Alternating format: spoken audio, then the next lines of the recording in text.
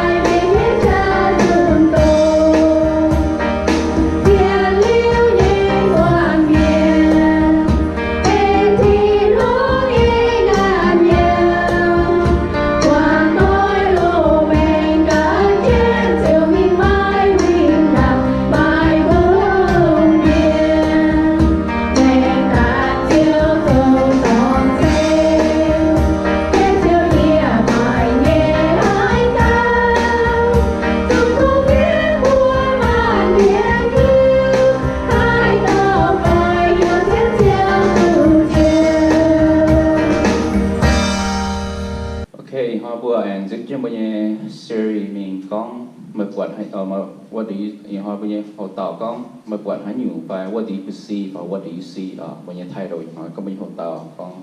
mấy quật hay nhiều bố mẹ ấy kinh so trước đây so Exodus chapter 4 verse 10 phải sang từ xếp điểm so Egypt tập trung từ phải sang từ xếp điểm thì có một bùa Moses says to Yahweh, O Lord, I am not eloquent, neither before now nor since you have spoken to your servant. For I am slow of speech and slow of tongue. Moses saying con bùa xíu yếm tai mái hay con hòa biển như miền, chia tai như sông hồ mái hay, mấy thảo yê, mấy nhẹ bầu con hòa thảo y sản yê thọ mái hay con hòa biển, yê con hòa tồn cam ngụt nhẹ.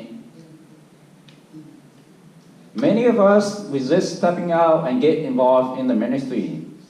that God has provided for us because of our perceivement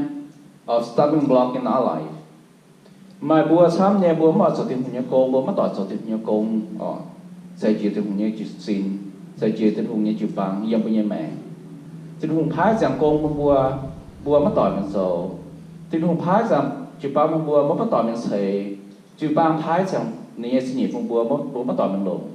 với sự bùa cấm gì bùa hám tài nhà con bùa nhé mẹ mà xin nhủ cháu tại ghét chứ bùa nhé mẹ bữa như mèn bữa như xem phim mà xem cháu ta kìm bỏ chứ bỏ như bữa xem phim gì bữa mau tiếng gì blog như bữa như live rồi ghét như bữa như xem phim ghét như bữa như mèn bữa mà mình sầu bữa mà mình thấy thì cũng như xin we feel there are issues that stand in the way of God using us in this situation we ask the Holy Spirit to work on our perception bữa mà xem bữa hại hăng nó là bố mai hay nhung ghé trong bùa nhẹ xem phim ghé trong bùa mà so thấy chữ tiếng hùng bữa chữ bữa giảng tiếng tiếng hùng như xin là bố mà so tiếng hùng như con là chúng nó trong hồ nái bùa từ chiều sinh linh như cha siêu tiếng hùng như cha thiếu bùa nhẹ còn pháp thiếu bùa nhẹ hiếu thiếu bùa hám như cháu bông bùa tụng màu bông bùa ở so tiếng hùng như con nhủ bông bùa ở xí cái này con so tiếng mình nhủ bùa niệm phái như này con bùa so như sẽ đi xin ở sẽ đi chụp bằng này bùa sổ chứng minh nhung bùa thố sinh linhแต่thiếu bùa nhẹ bề thiếu bùa nhẹความคิดthiếu bùa nhẹกองฟ้าthiếu bùa nhẹ hiếu thiếu bùa nhẹเสียงฟิล์มแต่ผมบวชซ้อมทิ้งหุ่งออยปลายทิ้งหุ่งเขาออยสิงเนาะออยฝึกสูทิ้งหุ่งเขาอยู่ Moses made a presentation to God telling God why God should not use him but God still did use him right บวชมาทำโมเสสยังไงtôi nên phá quả bố mình quá nên quẩn phốm tàu nông tàu giống lá đẹp phốm của nhiều này chơi số thành có quả đấy họ chơi số phái nên số bộ hòn hay lộn hay giàu hay như con họ dân đi mẹ bà nên mọi nếu mà số nên tò nái là quá con lò nái là quá con tá dày là bộ chính phủ tung nổ nên tung phái nên bà chơi số bà bữa sáng thì chơi số nó sợ nên ta kỹ nên ta nổ nên ta phái nên mình nên ta biểu không đúng nó Jesus took a bunch of fishermen, tax collector, and make them the leader of the greatest movement on earth. That is the church. Bữa sáng tiệc cho Giêsu, nhìn xóm quan miền, nhìn như sa cỏ này, tụng quan miền, nếu bữa mình lo mình bỏng béo những quan miền này, nếu bữa sau lo nhà nó hôm nay lo béo bỏng béo miền này, mà cho mình mà sao giảng về những tên miền này cho cô khâu những tên miền này, cho thiếu siêu cho gì những tên miền đó, miền đi tóm tên miền ta sầu như sa cỏ, tóm tên miền ta sầu như khu hay như có nhiều, khu hay như công miền, nên tóm tên miền ta xây như cái bang, xây như xin xây như phú. God take what the world reject and throw away to make something the world is incapable of making. Túng tây miền, túng tây chán, túng nó sông hồ này, túng tây sa cỏ, túng nó sông hồ này. Yếm ná bằng kinh sông hồ này, túng nó sông hồ, chế xuống cái nó sông hồ này. Tung quan chán này, nếu có sống xuân hưu miền, mai bật sẩy miền, mai mình miền. Mình số cô là có lô hoài, có một số biểu như miền là cái công khâu hay tông nạn hay như miền đó. Mai bật sẩy, mai cho mình ở tây miền đó. Bà chế xuân nổ túng tây, mai cho mình tây miền. mai bận dậy miền tây đó tụi khôn tây miền đó to ta cho bận dậy giống như chụp băng to ta cho bận dậy ta sẽ ní xin to nếu vẫn nồng ta cho bận dậy đó to nếu cho lồng quay mà trong mình này miền Moses was called by God to a massive mission to lead the Israel out of Egypt. But Moses was busy presenting to God reason why God needed to find someone else.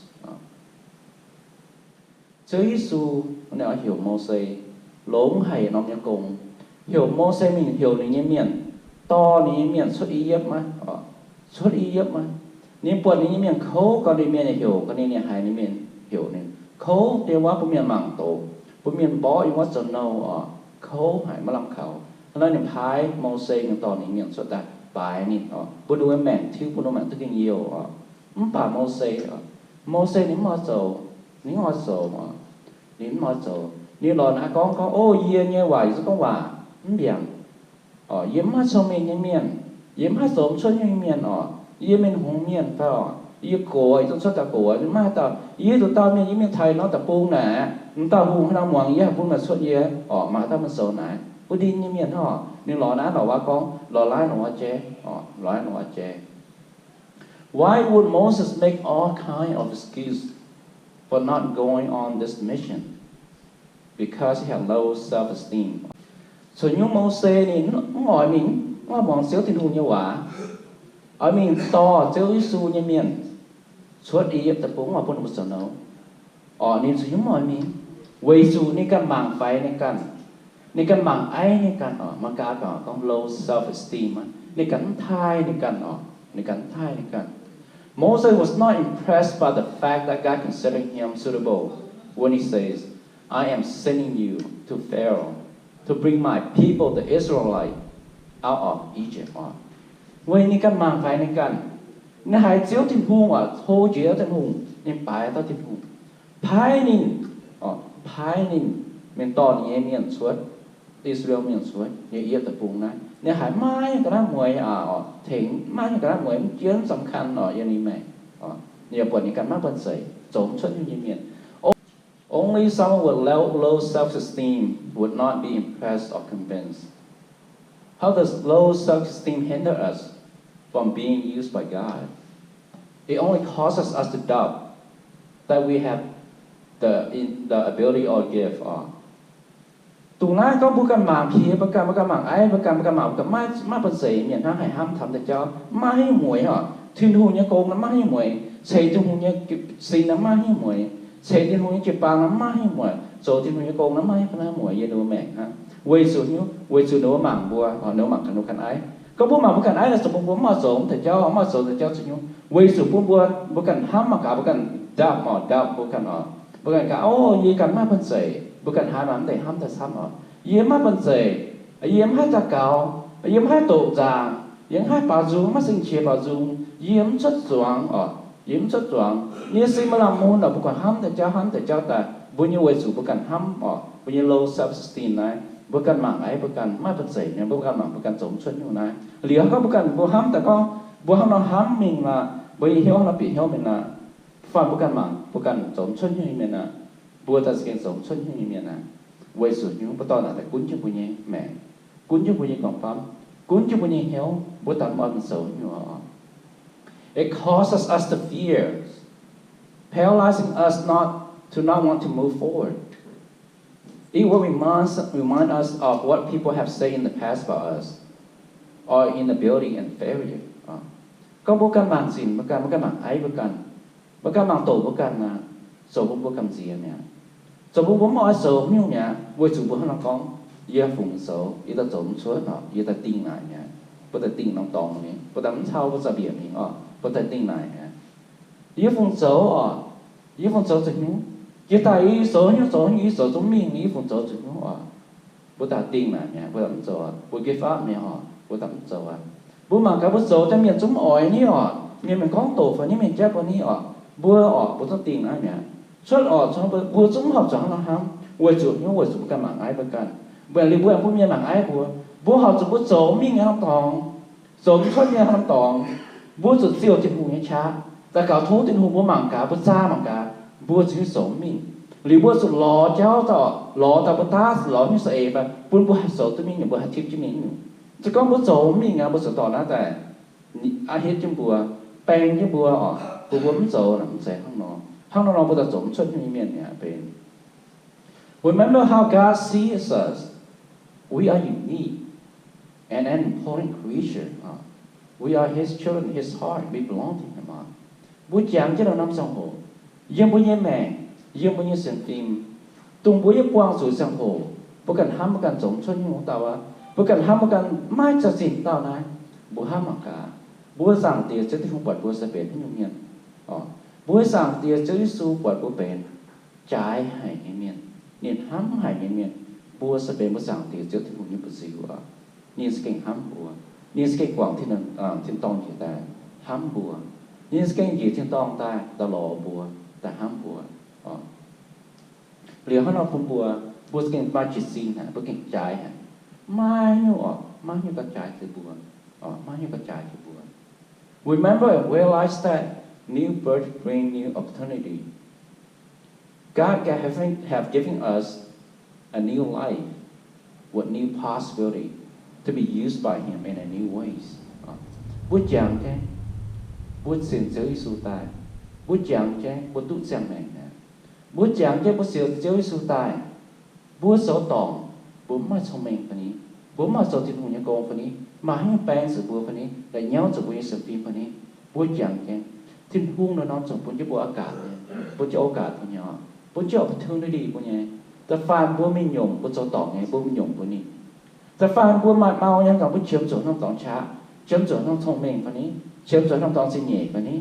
chiếm tôi nói phần ní, bố ta cả thấu sáng tiền rất nhiều, nên sự buồn bùa thấy thế này nè, xin mình, thấy thế này chụp bằng mình, số như này công mình, còn nó đồng địa mình. Those who fear failure usually do so because they continue to live in the memory of the past and do not recognize any changes. In their memory, they only see that they will fail again.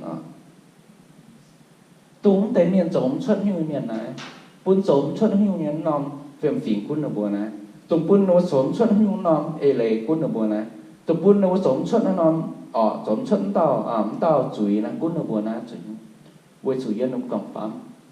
yếm nó còn phám nó cũng bọt cái nó giống xuất Moses was probably afraid of being considered either a fool or a fraud. The fear of failure stopped us achieving because it stopped us from trying. Hang nó phải hang nghe. Yang ta Moses tụi nó trong hồ này, ni nhà quang chủ trong trong hồ, ni nhà quang chủ có những cái ham tới những cái giống cho những miền, mai bắt dậy miền mai chát những miền ở đi dầu của những nó dầu không bắt thì cũng có mà dầu, bắt đầu dầu cho mình, nhưng bố như mẹ phải hang nghe, bố quang mà sang hồ có bố tắm mai bắt dậy, bố tắm mai chát, bố giống cho những mình, bố mau như miền, không bắt chơi sự con bố dầu cho mình nghe,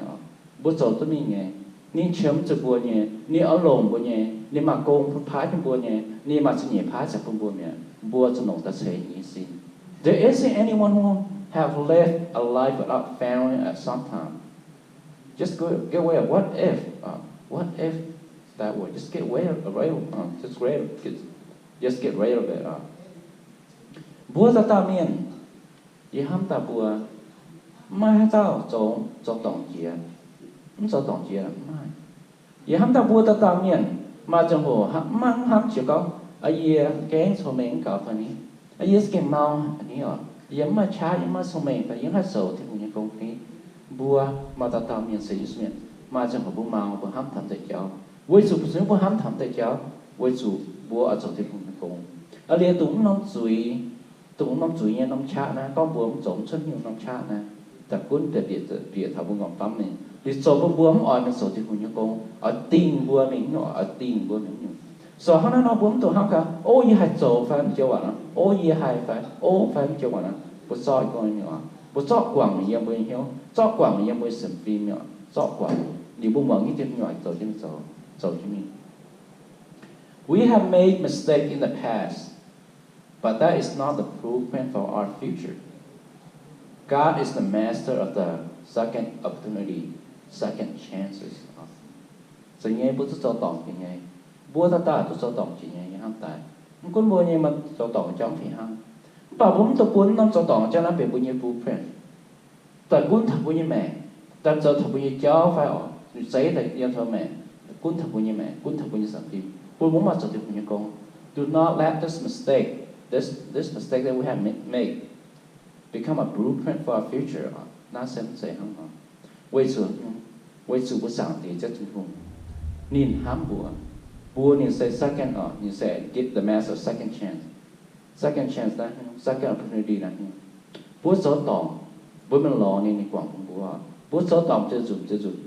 bùa mình lo nên quảng bùa chiếm nhé nhưng bùa mình lo nên cái bùa mình dùng màu Peter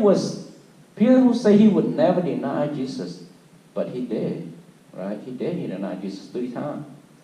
Did Jesus kick him to the bucket? Did Jesus kick him out? Bố mà cả Peter nhé, Peter này, nên lẽ thế hòa nên sao chỉ số to nhất chỉ số rồi hiện con, chiếu, dưới nhom mẹ là mày bị như chiếu, không có nói mà bị như chiếu không phải một cái này nó, nín nó bữa sáng thì sẽ không, số sáu bữa sáng thì sẽ không yếm cái miệng tỏi hiện, số sáu bữa sáng thì sẽ không nhận hàng như xã hội, không phải nín nhẹ nín màu, nín nhom nín bữa sáng thì sẽ không, nín lạnh có nín nhom phải nín cũng phân sinh bằng nó, nín cũng bẻ bữa sáng thì sẽ không, nín đũa bữa sáng thì sẽ không, nín màu bữa sáng thì sẽ không. Tại cho nó bùa mài bùa nhẹ mài bùa mẹ nghe mà trong hồ bùa càng lạnh thật rằng tiền rằng tiền bùa quang chủ hoàng tỏi mà làm muốn phầnนี้bùa quang chủ bùa nhẹ cái nào thì cho phầnนี้có chiếu thố mà thiệt là gì nó tổng mà thiệt gì nó yếm sầu na phải yếm nó với lại chụp băng phải lại phun họ nhàn phải với lại sầu mà nhẹ cô phải với lại sầu na với lại sạc họ thì không thiệt như bùa ta bùa chủ mê cái nào sầu bùa lạnh chơi con chiếu thì không nhiều mà bùa lạnh bùa mỏi hắn có bùa nóแบบเดียวแบบใจcho những cái gì bùa nó cốที่หงพาcố bùa ta bùa cho những cô là bùa mang nhàn từ nó bùa nó sự thiên thu à cũng là phụng họ nhà nó tụng để cho nó bùa bèn bùa của bè thiên thu mà đứa thiên thu nhau không phải mà cầm pt này nên hắn nó cho để đến dùng thiên thu đi đến quảng nhá đi đến tá Phật thôn nhá đi đến dinh pháp nhá bùa mang cả nó say no right. But instead, Jesus anointed him as the key leader of the early churches, right? Nó say với hiếu bột nhé. Rơi xuống đi đến quảng, rơi xuống đi đến ta Phật thôn, rơi xuống đi đến dinh này mà mày không phải rơi xuống nhé bây giờ tập khu hay nhé, sai có, rồi phía cuốn này chụp bằng, rồi phía tên này nó bằng cái, chế cái này xin nó bằng cái mình nó vui là phải hăng nha, ok? Tin hùng mắc đi bột quảng, tin hùng có mắc có nồng bùa mà trong hồ bùa lẹn nhé, mà trong hồ bùa nông hồ nhé, mà trong hồ bùa mau nhé, mà trong hồ bùa sầu tỏng nhé, bảo bùa xe có một sự giống cho như miền làm xe nó, có bùa mà bằng xe nó sẽ xin nhẹ xe nó, thiên hùng bùa mà sẽ xin nhé, thiên hùng họ on chứ bùa tạo rồi nhẹ khu như làm nhiều, xe chứ nhẹ chụp bao nhiêu, giờ nát bằng cái, ở to chứ nhẹ khu phiền bùa thảo miền nhà nó lủng địa, to chứ nó bùa ruộng tại bùa rồi nhẹ đấy nên dầu nhẹ cô nghe miền dầu nhẹ bế miền yếm nát bằng cái bền to nhẹ cái dùng ruột ta lo nên on bùa nên hiểu bùa nên phái bùa nên dầu nhẹ khu như làm hiểu Moses tried to persuade God to change his mind. Moses tried to tell God that he can't go to Egypt and tell the Pharaoh anything because he can't speak clearly. Moses này con na con hoa nhé, quay xuống này con hoa lan, quay xuống này con hoa biển, quay xuống này cái được tao miền, niệm ai cha niệm hạt dầu nhú niệm hạt dầu, ban đêm mai tao lồng hải hết hải cha, chiếu thiên hùng,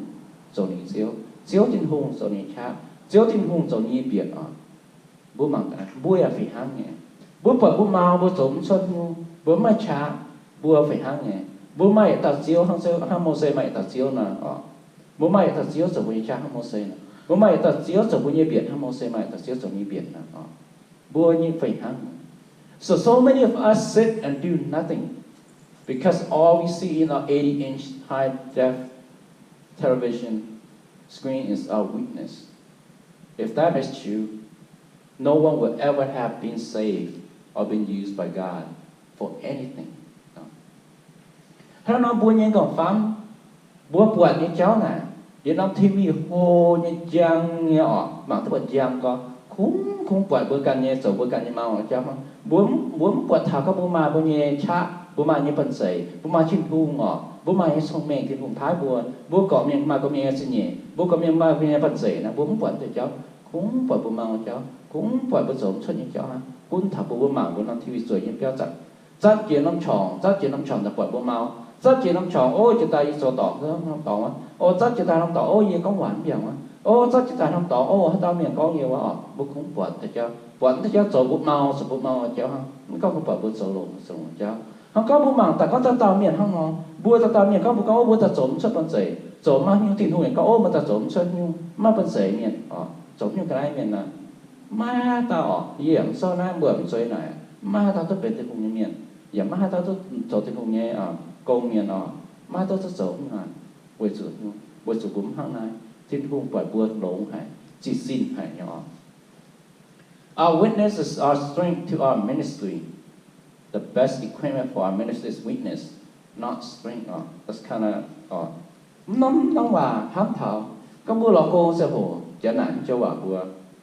Mà nhé mau chuyện như cháu nản như họ mau chuyện cháu nản như mẹ một sự hồ cháu là mau chuyện cháu nản như họ. Vì hăng như our witnesses are strength to our ministry. Bây có bố mau chuyện như cháu là làm về bố hên chuyện như cháu họ là bố sợ có hàng bố hay bén chuyện cháu lông chuyện như sinh nhẹ bố túc mau nó bố bằng sự mau cho nên dù sự hai nó why how could our witness become our most the strength that we need our most powerful strength that we have how could our witness become that because when we realize our witness we are more likely to turn to God to Christ to our Lord Jesus for strength to accomplish the task or any obstacle that we are facing we are more likely and realize our weakness and ask God for help. Với sự bố mau sang hồ na bố mà cha không có, với bông sự mau sang hồ na, với chẳng thảo giới Giêsu với bông sự mau sang hồ na, với ham thảo bố sáng tiền cho thiên hùng với chúng ta cầu ta, với chúng quê gì với xin bỏ, với chúng ta cầu thấu thiên hùng, tung bố mau nhá, bố bỏ bố mau như năm tỏ na bố thấu xíu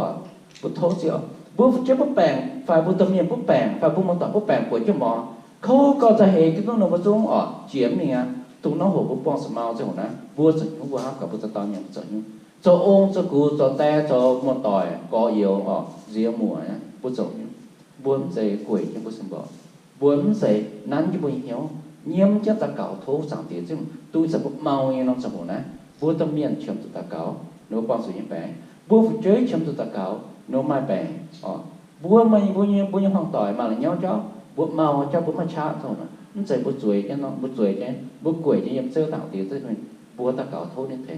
nó sẽ ra hay con tàu bố màu sang bố sa tàn hát nhất ra bố chát bố trầu thọ bố màu trầu thọ bố tải và tung quẩy xuống nông tàu hồ nè bố màu nó sang hồ nè tung nó sang hồ bố cầm miếng phát thiên hùng bố cái khảo thiên hùng bố cái mặt cha quẩy xuống bố giang thọ bố sang thì sẽ chung bố kinh chiều để cha We may have other stumbling blocks, things we have put in the way of God for not using us. It may be our family, or our hobby, or just a plain and simple unwillingness to be used by God. Tụi không thểปัญหาtụiน้ำแก่tụiน้ำหลานนะtụiมันดุนแบบเยอะโหนะแพงยุ่งนะบัวกันโก้มตายบัวกันเสียจะตายเยอะกว่านี้แม่บัวกันซ้ออันเยอะบัวสักเนียนBố mà sợ thì nhà cô, bố mà nhon chuyện năm lại là bố cần điểm năm lại tạiท้องnhững bố mà mình hai miếng thảo đằng, phèn haiผ่านchuyện mẹ buông mà thầy phá buông hoàng tỏi phầnนี้buông hoàng tỏi pen sập buông phầnนี้buông hoàng tỏi lại nhéo sập buông phầnนี้buôngยิงห้องสื่อphím về hàng phần đấy mày con ná con quá con kịp bao phần con ná con quá con chờ kịp bao tập vậy con ná con quá sập con tỏi phầnนี้กันชมแต่sập buông hoàng tỏi mà lại nhéo mà phần hại cho sáng tỏi cho bố cái yêu thiên thu cho bố cái yêu bố một tỏi cho bố cái yêu bố con cái tòn cho cái yêu lại nhéo thấm tới tòn ní cho bố cái mà lại nhéo cháu bố mẹ bố cầm chín mà ní có forget itปัญหาซ้ำหน่อยbố cáiปัญหาซ้ำหน่อยbố mỏi mình mà phụ sự thiên thu mỏi mình chỉ bằng ní phải bố cái ní bố như hoa bị ní bố cháu bố hẳn bố như nhéo rồi cháu ní mà sử dụng cháu là bèn chụp bố níแต่cháu là hai bèn chụp bố như là hai bèn chụp bố như bèn bố cần liệp vào chỉ tài họ mà cháu liệp bố cần liệp chỉ tài ha đợt non phèn dùng đợt non phèn dùng đấy bố cần liệp chỉ tài nó war nó bukan build tại ha bukan stop bukan haเป็น block ที่บัวฮะมาต่อโซแก bukan โซฮะ bukan ชบ bukan โซสุดท้ายbukan ก้มจะมีฮะมาต่อโซIt is God's desire to empower us to be an effective minister to Him, the church and the world. Remember, our stumbling block are God's stepping stone. Siêu thiên hùng nhé siêu thiên hùng nhé hiếu, niềm phái sinh được con bùa, yếm bùa nhé mẹ, buôn bùa mà chá nhé mà nổi nhé, sầu nhé công miền, phú sú nhé miền, suốt nhé còn nó lùng đĩa mình, xây nhé chụp bằng, chẳng cho bùa sẽ sầu nhé khu nhé nằm nhiều, bùa sẽ sầu nhé khu nhé công miền, bùa sẽ sầu nhé công miền, bùa sụt nán trên nhé bia, mong trên nhé quả nhé phái con bùa này. Vua xuất nồng với mẹ xuất nói mình lò này phải kia dùng to này phải kia dùng dồn ta yếm này giật nhiên dồn ta lò này chẳng cái túng têปัญหา yếm với mẹ này vua ham ta mà ปัญหา là biết đuôi như yếm với giật nhiênแต่ปัญหาแต่biết đuôi nó mangให้มวยไอ้เนี่ยนั่นเป็นผู้สั่งเสียจะทำไงสาวใช้ยังตองนี่ stepping stone เขาอย่าใช้อย่าเบียนะนี่ station นี่ใช้ฝ่ายเจ้าเขานี่เจ้าใช้เขา不能ใช้จังฝ่าไม่อย่างกันไหน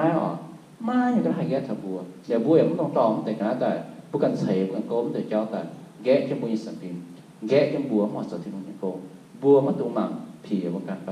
หมั่งไอ้ประกันไปบัวสมังกันอย่างหัวบัวตากันไม่ปวดหิวไม่ปวดหิว What do you see ใจไงทิ้งหูทิ้งหูหนึ่งท้ายของบัวโกงเขาก็บัวหมั่งปล่อยบัวมาเป็นเสยบัวจะมาเป็นเสยเขาก็บัวหมั่งบัวปล่อยบัวสมช่วยให้เมียนบัวจะสมช่วยให้เมียนบัวกำหมั่งกับบัวปล่อยบัวเสยตัวให้เมียน What do you see บัวหมั่งกับบัวหมั่งกับบัวให้เราปวดก็เมื่อหลงแต่โซโลงั้นบัวมิงแต่ตู้หลงบัวมิงงั้นบัวตัวช่วยนะ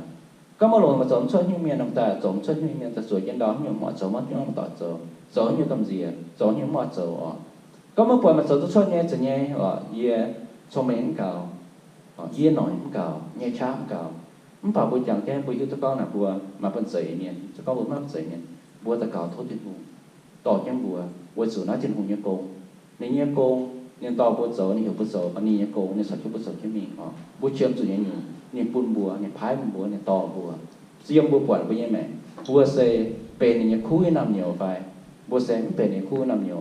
บัวเสยจิตสิ่งเนี่ยสั่งเตี๋ยเจ้าทุ่งใจเนี่ยไปบัวเสยจิตสิ่งเนี่ยแบบนี้นะแต่เยี่ยมประการห้ามเยี่ยมประการปวดประการ perception ประการปวดเนี่ยห้ามหายให้อยู่สิ่งที่ผมไปส่งตะเก่า